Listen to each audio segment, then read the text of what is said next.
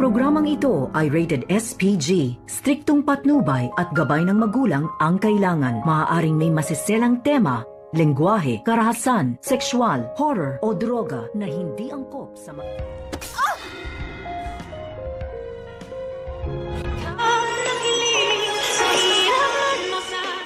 Narito na nga ang ating pakaabangan ngayong Lunes sa abot kamay na pangarap.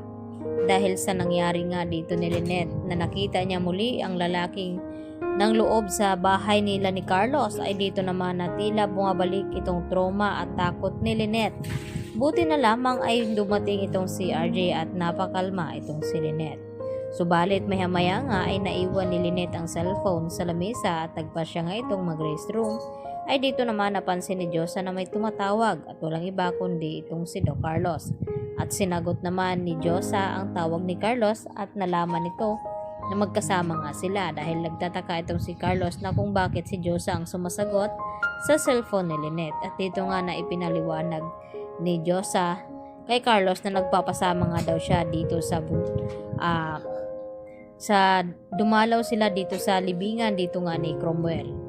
At dito nga na sinabi ni Carlos kung nasaan sila at pupuntahan daw niya ito. At ibinigay nga dito ni Diyosa ang address. Subalit dito naman na nag-aalala ulit itong si Lynette na baka maabutan nga sila dito ni Carlos na magkasama itong si RJ. At dito naman napagsalitaan ng hindi maganda ni Lynette itong si RJ. Kaya agad na sinabi ni Diyosa na hindi tama ang ginagawa dito ni Lynette. Dapat humingi daw ito ng pasensya dito nga kay Dr. Nyang. Kaya agad naman na pinuntahan ulit dito ni Lynette itong si RJ at humingi ng pasensya.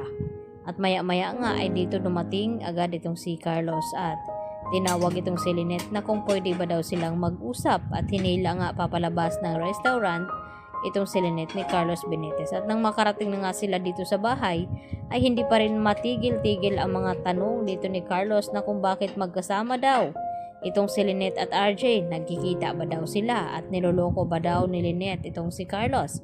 At ang sagot naman dito ni Lynette sa kanya na hindi nga raw dahil nagkataon lang na naroon din itong si RJ sa restaurant dahil nanggaling nga ito sa presinto ng mga kapulisan. At hindi naman naniniwala itong si Carlos sa mga sinasabi nga dito ni Lynette.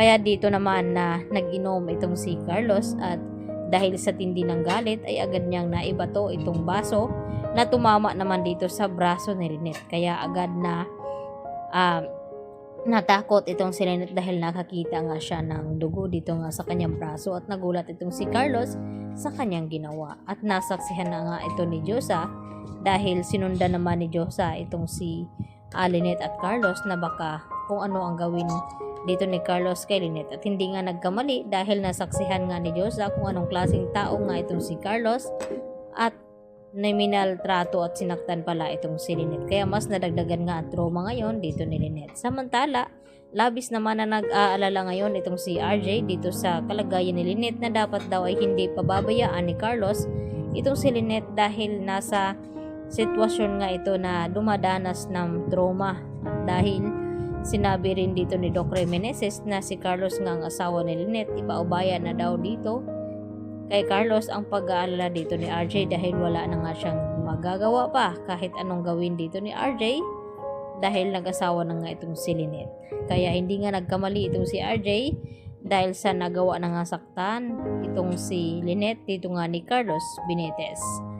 At ganoon na lang katindi rin ang galit dito ni Carlos kaya napagbuhatan niya ng kamay itong si Lynette. At pati na rin itong si Annalyn ay nadadamay na rin dito sa ugali ni Carlos Benitez. Kaya pinag-iinitan pati ang trabaho ni Annalyn ay tila hindi nagugustuhan ngayon ni Carlos Benitez. At naintindihan naman ito ni Mang Pokwang. Kaya yan ang ating pakatutukan bukas sa Lunes mga kapuso kung ano magiging kahinatnan dito nga sa nangyari kay Lynette. Yan lang po at marami pong salamat sa inyong panonood.